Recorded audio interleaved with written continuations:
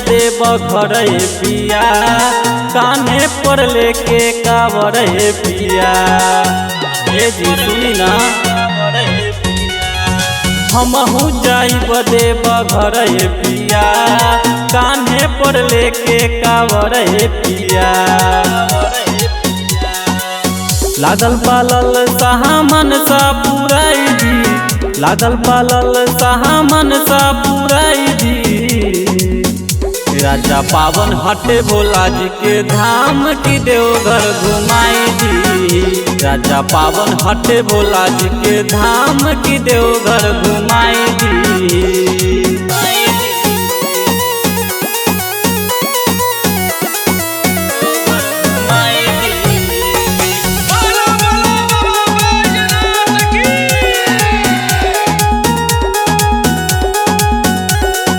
सावन के बरसे लारी में जिम बदरिया,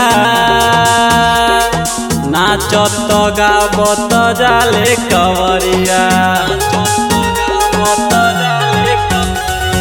सावन के बरसे लारी में जिम बदरिया, नाचत गावत जाले कवरिया। हमरो लागे रुआ साड़ी ले आई दी, हमरो लागे रुआ साड़ी ले आई दी। राजा पावन हटे भोला जी के धाम की देवघर घुमाई दी। राजा पावन हटे भोला जी के धाम की देवघर घुमाई दी।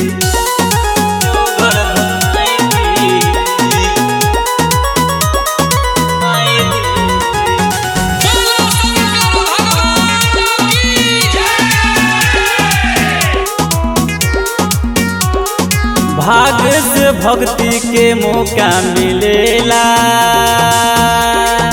हर साल सैया तू जाल केला।